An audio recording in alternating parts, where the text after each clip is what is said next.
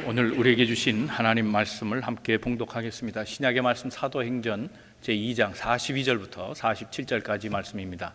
이 말씀 봉독할 때 우리 모두에게 주시는 하나님의 음성 들을 수 있기를 바랍니다. 다 같이 한 목소리로 합독하겠습니다.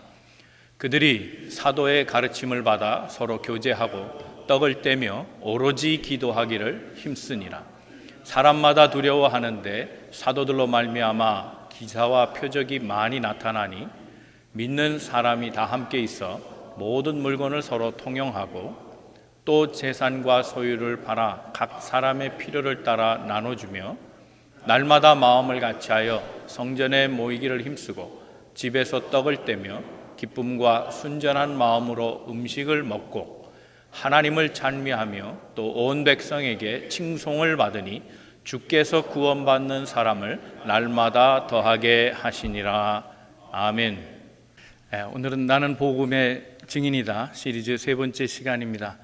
시리즈가 계속될 때마다 하나님 앞에 결단하고 복음의 온전한 증인으로 계속 성숙돼가고 세워져가는 믿음의 사람들 다 되시기를 주님의 이름으로 축원합니다. 우리 옆에 분 서로 권면하시고 한번 격려하시고 인사하겠습니다. 우리는 복음의 증인입니다. 근데 좀 약한 것 같아요. 이 정도 결단 갖고 어떻게 증인되나. 제 염려가 가시도록 한번 옆에 분 더 크게 한번 권면해 보겠습니다. 나는 복음의 증인입니다. 우리는 복음의 증인입니다. 우리 교회가 증인된 교회 되기를 바랍니다. 작년 만남의 대행진을 통해서 하나님께서 은혜 주신 것이 있습니다. 성도들이 성경을 읽는데 열심히 했습니다. 또 열심히 쓰셨습니다. 또 집회 참석에 대단히 노력 많이 해주셔서 출석률을 높였습니다. 그래서 하나님의 은혜와 말씀을 더 많이 경험하게 되는 귀한 축복의 시간들을 보냈습니다. 올해도 만남의 대행진은 계속됩니다. 올해 만남의 대행진의 주요 포커스는 두 가지에 있습니다. 하나는 이전과 같이 예배에 참석하는 겁니다. 예배만큼 중요한 게 없습니다. 그래서 날마다 예배를 통해서 하나님을 경험하는 것, 이것과 더불어서 두 번째 중점 사항은 작년과 다릅니다. 전도하는 겁니다. 그래서 이번 만남의 대행진의 가장 중요한 특징은 전도에 있다 하겠습니다. 전도는 다른 말로 하면 문을 열고 밖으로 나가는 겁니다. 대단히 어렵고 낯설기도 하고 모험적인 일입니다. 마치 둥지 안에서 자란 어린 새가 둥지 밖으로 나가는 것과 같습니다. 미지의 세계입니다. 잘 모릅니다. 결과가 어떨지 모릅니다. 잘 해낼 수 있을지 잘 모릅니다. 날갯짓부터 시작해서 먹이를 얻는 과정, 그리고 자라나면서 또 다른 세대를 또 이어가는 것, 그래서 세대와 세대를 만들어가는 이 둥지를 떠나는 작업은 대단히 어렵고 망설이게 되는 일임에 틀림없습니다. 그러나 이렇게 모험할 수 있다는 것이 우리에게는 축복인 줄로 믿습니다. 왜냐하면 교회의 특징 가운데 살아있는 교회의 특징이 움직이는 교회 그리고 모험하는 교회이기 때문에 그렇습니다. 살아있는 교회와 죽은 교회의 특징이 분명합니다. 살아있는 교회는 움직입니다. 모험합니다. 그러나 죽은 교회는 모험하지 않습니다. 움직이지 않습니다. 살아있는 교회는 밖으로 관심합니다. 그러나 죽은 교회는 안에 것만, 교회 안에만 관심이 있습니다. 살아있는 교회는 배우기에 힘씁니다. 그리고 배워서 무엇인가를 하려고 했습니다. 그러나 죽은 교회는 배움이 없습니다. 아무 일도 하려고 하지 않습니다. 살아있는 교회는 새 교회의 이름을 외우는 것도 벅찹니다. 그러나 죽은 교회는 몇 년이 지나도 해가 반복돼도 그 얼굴이 그 얼굴입니다. 살아있는 교회는 날마다 자라나고 특별히 선교에 열심히 하면서 교회 예산마저도 초과해서 쓰는 교회가 살아있는 교회입니다. 그러나 죽은 교회는 자신들에만 집중하고 관심을 가지며 교회 예산을 어떻게 하면 세이브할까를 생각합니다. 이게 죽은 교회입니다. 그러므로 모험하는 교회가 됐다는 것, 우리가 문을 열고 이제 세상 밖으로 나가게 됐다는 것은 분명히 우리에게는 두려운 일이기도 하지만 그러나 이것은 곧 살아있는 교회의 모습인 겁니다. 어떻게 하면 우리가 세상을 품고 세상을 섬기면서 세상 가운데서 복음의 증인으로 우리 교회가 서게 될까? 오늘 말씀을 통해서 그 해답과 그 비법을 알아보고 우리가 마음속에 다시금 결단하면서 복음의 참된 증인 되시고 또 살아 움직여서 세상을 변화시키는 교회로 거듭나는 이 시간 되시기를 주님의 이름으로 축원합니다. 우리 옆에 서로 권면하시고 말씀 듣겠습니다. 하나님은 오늘도 당신을 향한 계획을 가지고 계십니다. 첫 번째, 우리가 증인된 교회가 되려면 함께 모이는 것에 힘써야 합니다. 사도행전 2장 1절에 보면 오순절 날이 이름에 그들이 다 같이 한 곳에 모였다 그랬습니다. 교회는 모이는 곳입니다. 교회는 모여서 기도하는 겁니다. 세상을 변화시키는 교회, 밖으로 나가는 교회가 되기 이전에 먼저 해야 될 것은 열심을 다해 모이는 겁니다. 함께 모여서 예배하고 함께 모여서 사역하는 겁니다. 예배의 자리, 사역의 자리에 마음과 뜻을 다해서 함께 모이는 것이 먼저입니다. 더 나아가서 사도행전 2장 2절 3절에 보면 호련히 바람이 확 하고 불었는데 성령이 임했다라고 얘기합니다. 각 사람마다 성령이 임했는데 그 성령의 임하신 모양이 불의 혀처럼 막 갈라지면서 타오르는 모습으로 각 사람에게 임했다고 얘기하고 있습니다. 예루살렘 교회는 다 같이 한 곳에 모여서 기도하던 공동체, 그래서 기도할 때 성령을 받은 공동체였음을 성경이 설명하고 있습니다. 이 성령을 체험한 후에 그들은 마음의 변화가 일어나서 그리고 앉아있지 못하고 일어나 밖으로 나가 전도하는 교회가 됐다는 겁니다. 무작정 전도하러 나갈 수 없습니다. 먼저 모이는 것이 필요합니다. 열심으로 예배해야 합니다. 그리고 주어진 일마다 충성하면서 함께 마음을 같이 하고 힘을 모으며 사역을 준비해야 합니다. 더 나아가서 모일 때마다 성령의 역사를 체험하고 힘을 얻는 공동체가 돼야 합니다. 초대교회는 그런 모습을 가졌습니다. 그래서 이들은 성령이 충만하여 밖으로 나갈 때에 하나님의 놀라운 은혜로 많은 사람들 구원받는 수를 더하셨다고 얘기합니다. 그들의 삶의 모습조차 아름다웠습니다. 모이는 공동체, 그들의 삶의 모습은 세상과 사뭇 달랐습니다. 그들은 물건을 함께 통용했다 그랬습니다. 자기 것을 고집하지 않았습니다. 재산마저도 팔고 똑같이 분배하여 어려운 사람들에게 제공했다고 그랬습니다. 이 모습이 세상 사람들이 보기에 너무나 아름다웠다는 겁니다. 백성들이 칭송했다 그랬습니다. 모여서 아름다운 사랑의 교제를 나누면서 서로에게 배려하고 사랑해주는 교회, 이 교회를 세상이 칭찬한 겁니다. 이것이 복음의 전 단계입니다. 사랑하는 성도 여러분, 우리도 함께 모여서 예배하고 배움에 열심하고 사역에 충성하며 그리고 모일 때마다 기도함으로 성령의 체험을 받는 그런 교회가 되기를 주님의 이름으로 축원합니다. 두 번째, 증인된 교회로 서려면 흩어지는 사명을 감당하는 교회가 되어야 된다는 겁니다. 주님이 사용하시는 교회, 주님이 축복하시는 교회가 되려면 두 가지를 잘해야 됩니다. 하나는 위대한 계명을 지켜야 합니다. 또 하나는 위대한 사명을 감당하는 교회가 되어야 됩니다. 위대한 계명이 뭡니까? 요한복음 13장 35절 말씀입니다. 다 같이 한번 말씀을 읽겠습니다. 시작. 새 계명을 너희에게 주노니 서로 사랑하라. 내가 너희를 사랑한 것 같이 너희도 서로 사랑하라. 너희가 서로 사랑하면 이로써 모든 사람이 너희가 내 제자인 줄 알리라. 사랑의 계명을 주셨습니다. 이 계명을 지켜야 합니다. 이 계명을 지키면 전도가 된다는 겁니다. 모든 사람이 하나님이 함께하는 제자 공동체라는 것을 알게 된다는 겁니다. 두 번째 위대한 사명은 주님의 지상명령입니다. 마태복음 28장 19절 이하의 말씀입니다. 다 같이 말씀을 읽겠습니다. 시작. 그러므로 너희는 가서 모든 민족을 제자로 삼아 아버지와 아들과 성령의 이름으로 세례를 베풀고 내가 너희에게 분부한 모든 것을 가르쳐 지키게 하라. 볼지어다 내가 세상 끝날까지 너희와 항상 함께 있으리라 하시니라. 아멘. 초대교회는 너희는 가서 모든 족속으로 제자를 삼으라 하신 그 주님의 말씀에 충실한 교회였다는 것을 알 수 있습니다. 주님의 말씀의 요점은 이겁니다. 제자를 만들라는 겁니다. Make disciple. 가서 증인되어 제자를 만들어라는 것. 그래서 증인을 만들기 위하여 그들은 떠났습니다. 그리고 사람들을 만나면서 복음을 증거했고 그들에게 세례를 주었습니다. 세례를 주어 그들을 하나님의 사람으로 만드는 작업 가운데 그들은 가르침을 빼놓지 않았습니다. 그래서 하나님의 말씀이 이해되게 했습니다. 그래서 그들을 다시 하나님의 제자로 만들어 또 파송하는, 그래서 세대와 세대를 연결시키고 지역과 지역을 넓혀가는 교회 공동체가 되었다는 겁니다. 이것이 하나님이 사용하시는 교회고 하나님이 축복하시는 교회입니다. 그런데 우리가 이 교회가 세상을 섬기기 위해서 중요한 요소 하나가 필요한데 그건 사랑입니다. 사랑 없이 할 수 없습니다. 사랑 때문에 나가는 겁니다. 사랑 때문에 세례를 주는 겁니다. 그 사랑의 마음으로 가르치는 겁니다. 그래서 사랑의 마음으로 영혼을 구원하여 그들을 세워가는 겁니다. 여러분, 누구나 좋아하는 일을 하면 잘할 수 있습니다. 끝까지 할 수 있습니다. 사랑하는 일을 한다면 끝까지 할 수 있습니다.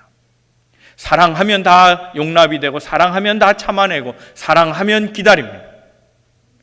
이 사랑이 없으면 일도 힘듭니다. 마라톤 선수가 마라톤을 좋아하지 않는다면 49.195km를 뛴다는 것은 정말 고역입니다. 왜 뛰어야 합니까? 도로 제자리에 와야 할 걸.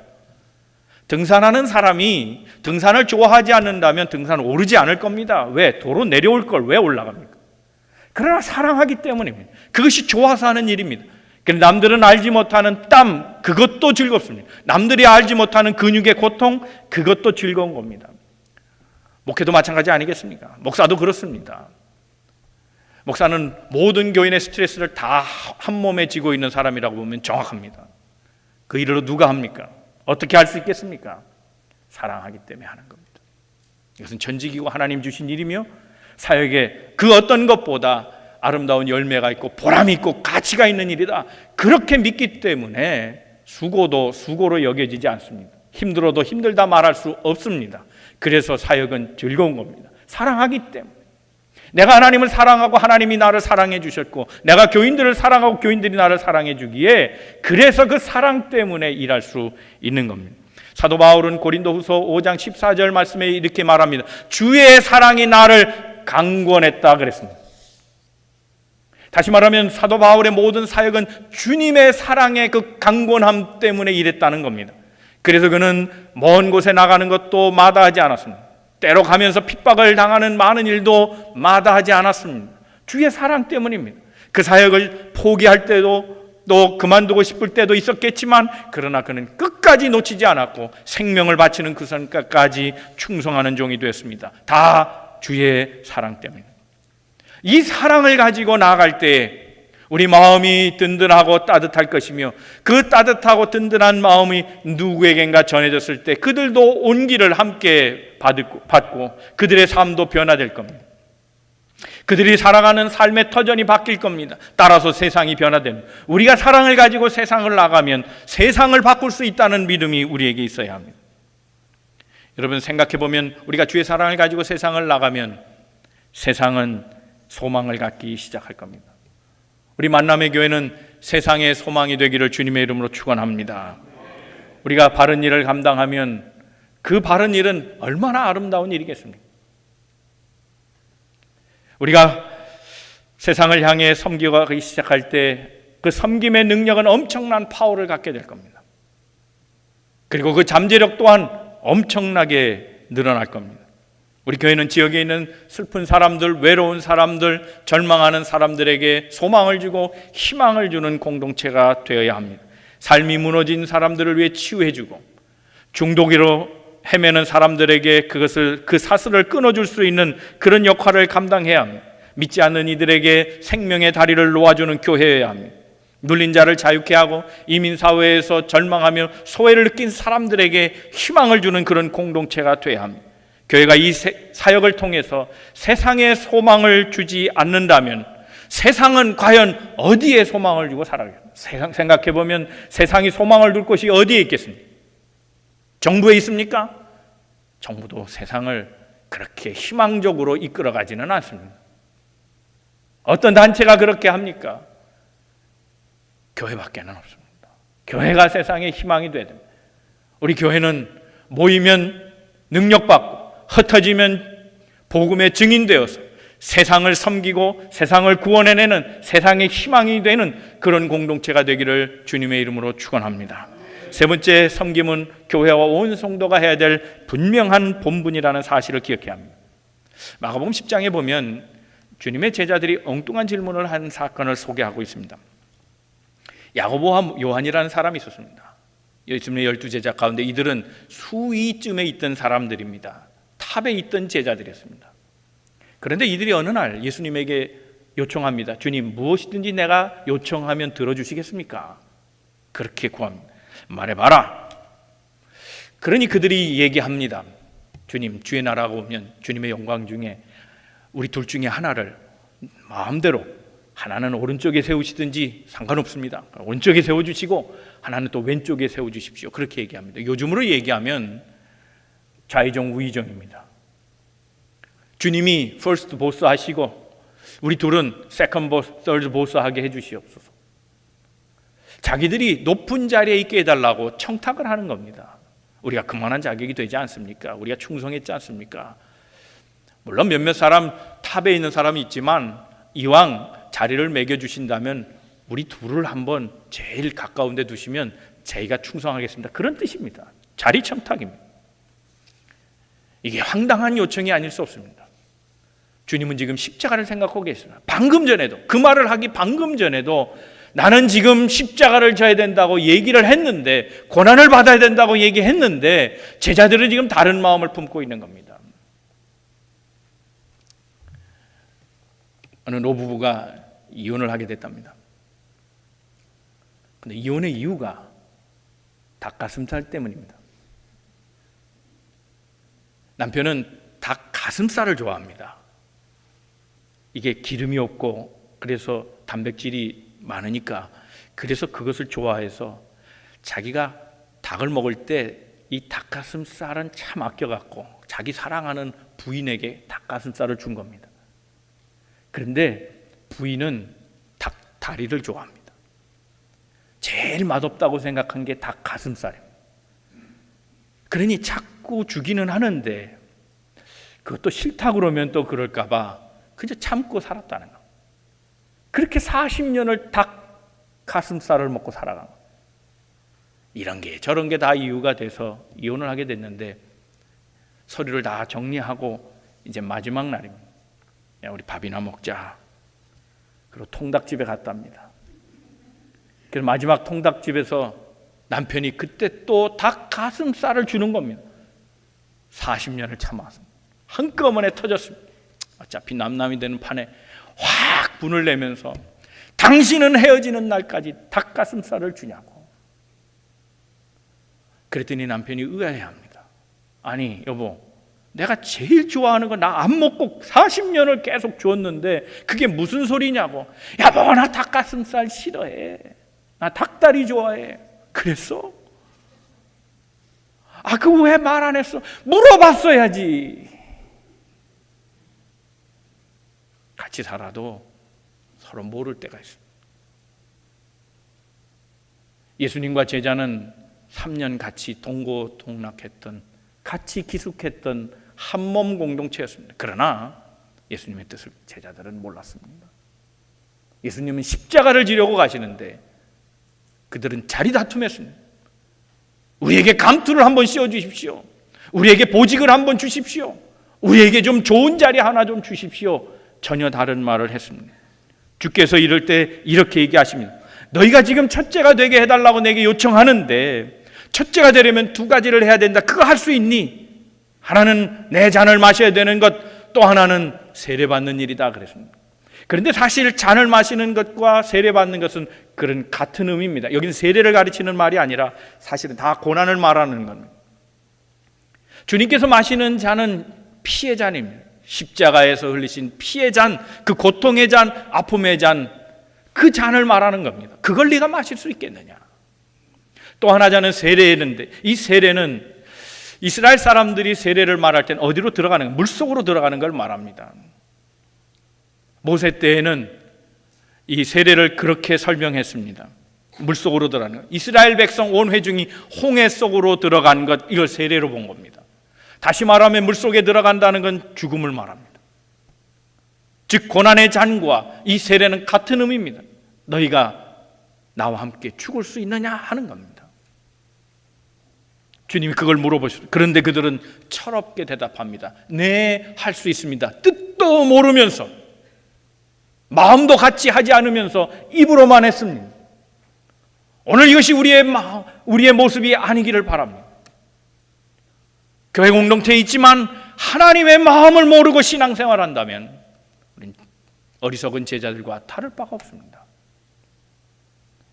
복을 받기만 소원하고 높아지기만 소원한다면 우리는 어쩌면 이 어리석은 요한과 야고보와 다르지 않을 겁니다.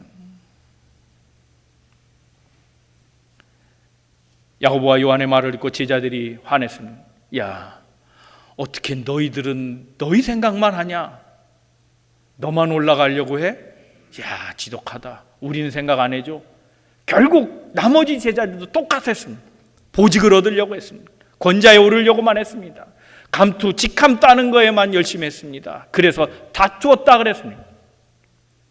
이 다투는 제자들을 보고 요한과 야고보를 부르는 것 물론이고 다른 제자들을 다 함께 모아서 주께서 가르쳐 주신 말씀이 있습니다. 마가복음 10장 45절의 말씀입니다. 다 같이 한번 말씀을 읽겠습니다. 시작. 인자가 온 것은 섬김을 받으려 함이 아니라 도리어 섬기려고 하고 자기 목숨을 많은 사람의 대속물로 주려 함이니라 그랬습니다. 주님의 말씀은 이겁니다. 너희들이 첫째가 되려고 하느냐? 첫째가 되는 방법이 있다. 첫째가 되려면 섬겨라. 섬기면 1등 된다. 그렇게 얘기했습니다. 너희들이 구하는 것은 죄된 생각이다. 악한 생각이다. 나쁜 생각이다. 그런 생각을 어떻게 감히 하니? 니들이 내 앞에 그런 말 할 수 있어? 화내지 않으셨습니다. 1등이 되길 원하냐? 가르쳐 줄게. 섬기면 1등 돼. 얘기해 주신 겁니다. 나는 섬기러 왔다. 누구든지 섬기면 높아진다. 으뜸이 된다. 그렇게 가르쳐 주셨습니다. 여러분, 예수님의 위대함은 바로 그의 섬김에서 왔습니다. 그는 섬길 뿐이 아니었습니다. 그러나 그는 종된 모습으로 이 땅에 오시고 인간의 형상을 입고 우리를 대신해서 섬김의 모습을 보여주신 그분입니다. 예수님의 삶, 그 섬김의 모습을 한마디로 말하면 희생, 대속물로 죽었다는 겁니다. 대속물, 희생이 뭡니까? 남을 살리고 내가 죽는 겁니다. 이게 예수님의 삶의 원리입니다. 교회가 세상을 살리고 세상을 봉사하고 세상을 섬긴다는 말은 다른 말로 바꾸면 저들이 살고 우리가 죽는 것을 말합니다. 이것을 행하지 않으면 어떤 이도 구원받을 수 없고 누구도 행복한 삶을 살아갈 수 없습니다. 그런 생이 가장 가치 있고 위대한 생입니다. 이제 우리가 세상을 나가 전도한다는 의미는 바로 이런 의미입니다. 단지 양적인 숫자를 하나 늘리자는 문제가 아니라 우리 교회가 세상 가운데 죽자는 겁니다. 우리 교회가 살면 세상은 죽습니다. 그러나 우리 교회가 죽으면 세상은 살아납니다. 주님은 이를 위해 오셨습니다. 교회도 이를 바탕으로 세워져야 한다는 겁니다. 그래서 많은 영혼을 구원하는 일, 나를 죽여서라도 많은 이들을 구원하고 사회를 구원하고 세상을 구원한다면 바로 이것이 교회가 해야 될 핵심 가치가 된다는 사실. 교회는 두 종류의 교회가 있습니다. 하나는 비타민 C 같은 교회가 있습니다. 또 하나는 사카린 같은 교회가 있습니다. 최근에 읽은 책 가운데 Power vs. Force라는 책이 있습니다. 데이빗 라몬 허킨스라고 하는 사람이 쓴 책입니다. 이 책의 부제가 이렇게 되어 있습니다. 인간 행동에 감추어진 결정 요인들, 이런 부제가 붙은 책입니다. 이 데이빗 허킨스는 이 자신의 책에서 매우 중요한 이론을 얘기합니다. 우리는 보통 그렇게 얘기하잖아요. 심사숙고해서 결정했다. 굉장히 동양적인 표현이고 우리식 표현으로는 잘 이해가 되는 말입니다. 신중하게 많이 생각해서 결정했다 그러는데 데이빗 허킨스는 얘기합니다. 넌센스라는 거, 그런 건 없다는 겁니다. 우린 심사숙고하기 이전에 이미 내 마음에 어떤 결정 요인, 결정 인자들이 있어서 판단하기 전에 이미 마음은 그리 끌려서 그대로 간다는 겁니다. 심사숙고 아니라는 겁니다. 보면 바로 결정이 난다는 겁니다. 우리는 그렇게 얘기하잖아요. 많은 정보와 지식을 가지고 그걸 객관적으로 분석해서 뭐가 나올 것 같은데 아니라는 거예요. 그러니까 쉽게 얘기하면 이런 겁니다. 아, 저 사람 이상해. 그러면 그 말이 맞다는 겁니다. 이미 내 안에는 그 정보들에 대한 이미 기억들이 있어가지고 새로운 정보가 아니더라도 이미 그 사람을 보면 바로 알 수 있다는 거예요. 여러분, 우리가 한의사들이 주로 많이 그런 걸 하는데 오링 테스트라는 거 있죠. 오링 테스트 아시는 분 있고 모르셔도 상관없어요. 이제 오링 테스트 하면 이렇게 한쪽 손은 이렇게 O자를 만듭니다. 링 모양을 만들고 한쪽 손을 이렇게 벌려서 거기에다가 자기 체질에 맞는 거, 과일이나 뭐 이런 걸 놓잖아요. 한약도 놓고, 그렇죠? 그걸 모아가지고 한약을 짓잖아요. 근데 과일을 놓으면, 예를 들면 여기다가 딸기를 하나 놓았다고 가정하죠. 딸기를 놓으면 이것이 자기 몸에 유익하면 오링, 이 링을 만든 이 손가락의 이 집게가 안 풀어진다는 거예요. 또 풀어져도 힘을 주어서 잘 안 된다는 거예요. 본능적으로 반응하는 거예요. 그런데 몸에 맞지 않는 것, 알러지성이 있거나 뭐 그런 것들, 내가 먹지 않는 것, 땅콩 같은 걸 여기 놨을 때 힘없이 그냥 쭉쭉 떨어져 나간다는 거예요. 자, 그러면 곧 땅콩이나 이런 거 하나가 내게 파워를 준 겁니까? 전혀 그렇지 않습니다. 땅콩이 뭐가 힘이 있습니까? 내 손바닥에 올라 있는 게. 이미 나는 그것에 대해서 알고 있는 겁니다. 내 몸은 이걸 받아들여 안 받아들여 내가 알고 있는 겁니다. 그래서 땅콩이 올려지는 순간 이미 내 마음은 결정해 버린 겁니다. 객관적인 요소가 아니라 내 마음에 이미 판단하고 있는 겁니다. 이미 내 안에 인사이드에 사람이 행동으로 반응하는 결과로 나온 것 이전에 감추어진 어떤 무엇이 나를 지금 이것을 거부하게 하는 겁니다. 그래서 올려놓는 순간 힘이 쫙 풀어지는 겁니다. 아, 좋아하는 거로 올려오면 그냥 힘이 모르게 들어간다는 겁니다. 이걸 실제로 인용한 겁니다. 비타민C, 사카린 얘기를 했는데 이 호킨슨이 그걸 갖고 연구합니다. 눈을 가려버립니다. 그리고 실험자에게 손을 벌리라 하고 그 손 위에다가 사카린을 얹어 놓습니다. 그리고 말합니다. 이건 비타민C입니다. 이걸 당신이 이제 먹게 될 텐데 이걸 먹으면 당신이 이제 빠릿빠릿해지고 기분이 좋아지고 그럴 겁니다. 그리고 비타민C를 딱 올려줬는데 보통 그렇게 되면 근육에 힘을 주는 게 수치로 나온다는 겁니다. 비타민C 내가 좋아하는 게 들어왔구나. 그리고 나는 이걸 먹을 수 있다. 그래서 몸에 활기가 돌아가는데 사카린을 넣었습니다. 반응이 근육이 쫙 풀리는 겁니다. 눈을 가렸는데도. 이걸 연구해 보면서, 이런 데이터들을 연구해 보면서 사람은 정보와 지식으로 살아가는 게 아니다라는 거예요. 그 이전에 내면에 감춰진 무엇이 있다라고 설명합니다. 이 사람이 얘기한 것 가운데 저는 그걸 얘기하려는 게 아니라 아주 재미있는 얘기들을 한 것이 하나 있습니다. 그건 뭐냐면 인간의 이 의식, 이 속에 있는 생각들, 이 의식의 발전과 사회의 발전은 서로 상관성이 있다라는 걸 얘기하면서 그것을 단지 이론적인 작업을 하며 문자로 쓴 게 아니라 숫자로 표현해낸 겁니다. 이게 아주 특이한 일입니다. 숫자로 설명해냈습니다. 근데 사람은 이 발달 단계를, 이 레벨을 정하는데 레벨 아래를 1로 하고 제일 높은 것을 1000으로 했습니다. 그런데 200을 기점으로 해서 사람은 좋고 나쁘다를 가립니다. 사회나 또 인류 역사의 발전을 200을 수준으로 해서 모든 걸 얘기하는 걸 봅니다. 200 이상은 좋은 거고 200 이하는 나쁜 겁니다. 그런데 인류의 평균 수치가 보통 사람들은 204점이라는 겁니다. 그러니 인간은 좋고 나쁘고를 맨날 반복하고 그 경계선상에서 살아갑니다. 기쁘기도 하고 안 기쁘기도 하고 잘 되기도 하고 못 되기도 하고 그 200선상에서 오르락내리락 하고 있다는 겁니다. 그 수치를 보면 이렇습니다. 제일 아래 단계가 20단계입니다. 20은 shame입니다. 수치를 느끼는 단계. 30은 guilty, 죄의식을 느끼고 40은 apathy, 그러니까 냉정함, 냉정, 차갑다 이런 거죠. 냉혈적인 거. 그다음 75는 슬픔입니다. 100은 공포입니다. 125는 욕망, 150은 anger, 분노입니다. 그다음 175는 자존심 또는 교만을 말합니다.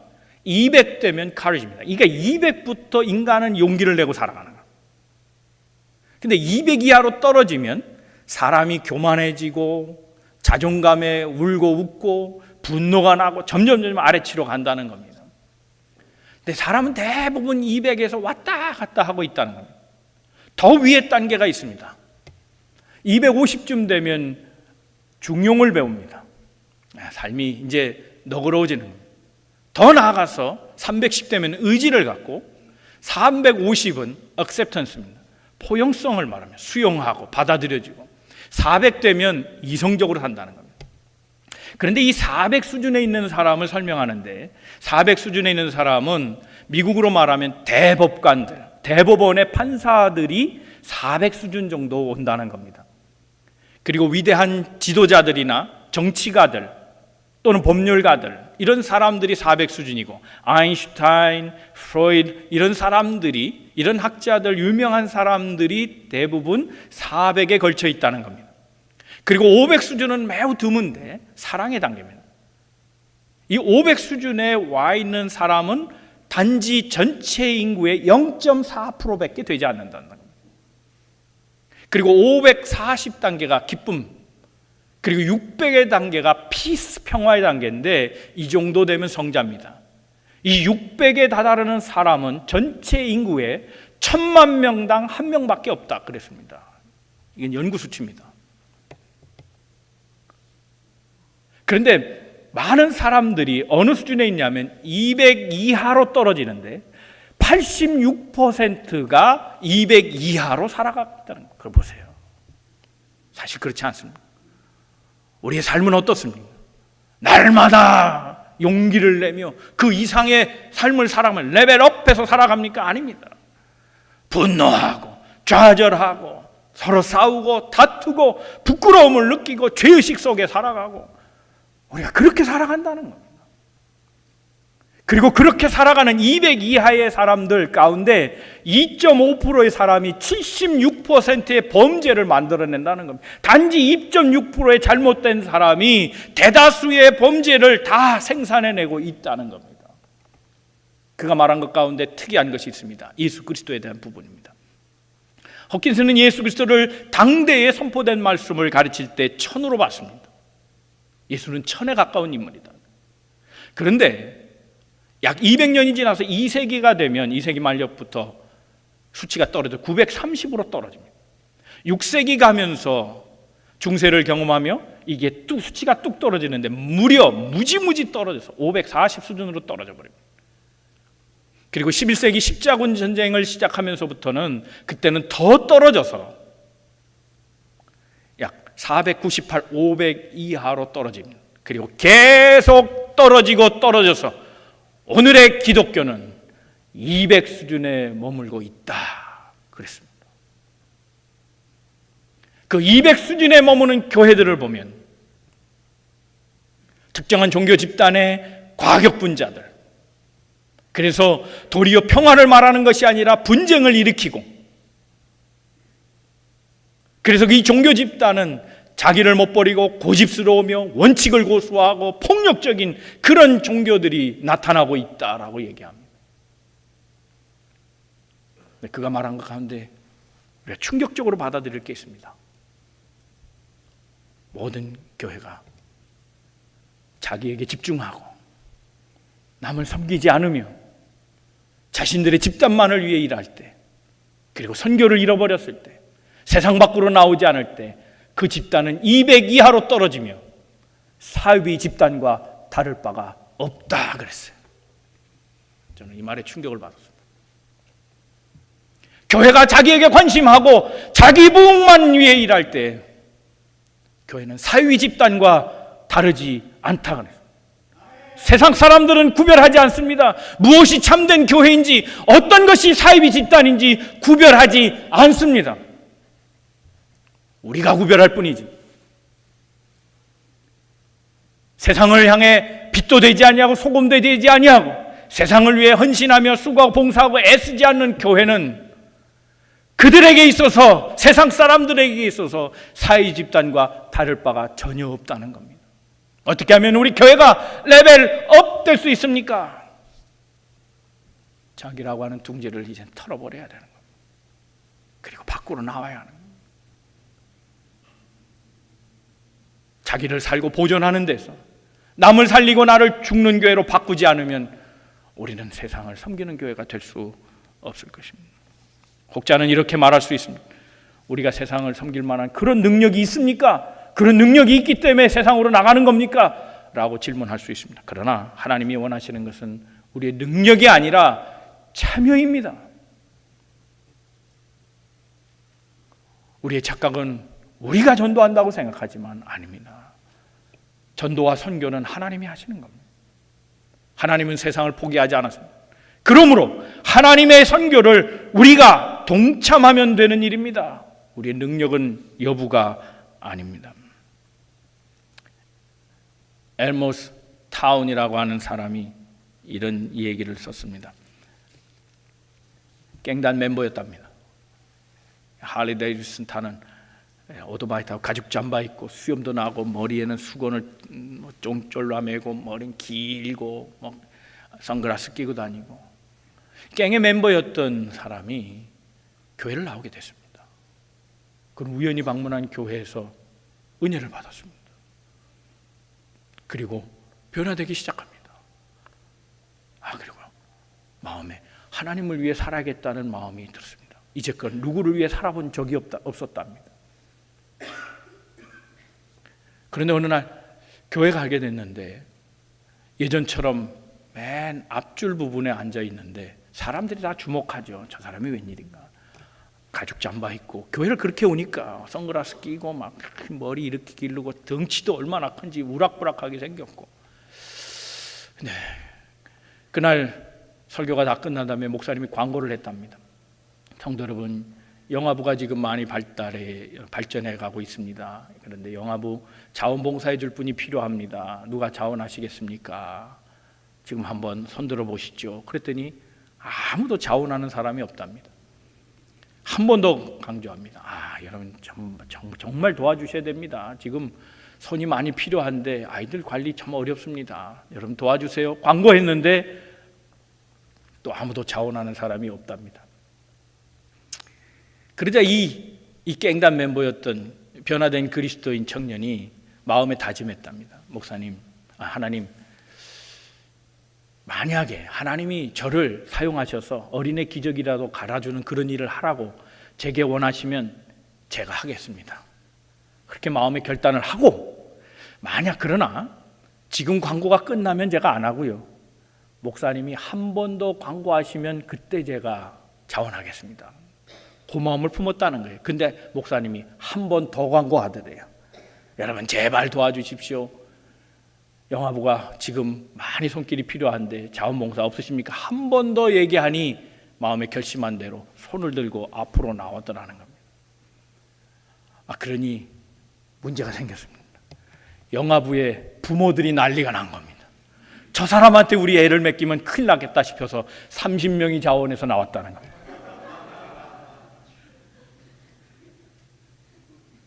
자원하면 되는 겁니다. 능력이 문제가 아니라 억지로 마지못해서 하는 일이 아니라 주의 일은 그렇게 하는 겁니다.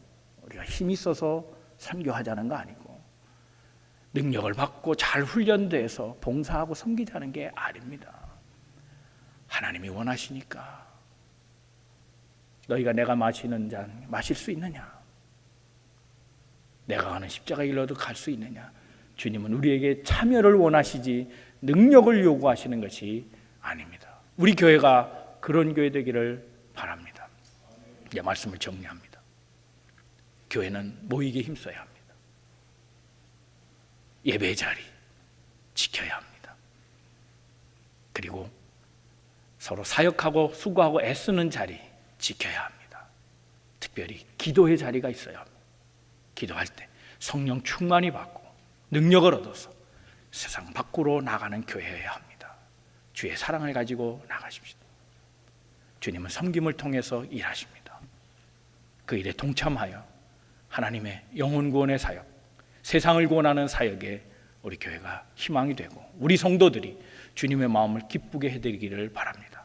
주의 복음의 증인되는 우리 모든 성도들과 우리 만남의 교회 되기를 주님의 이름으로 축원합니다.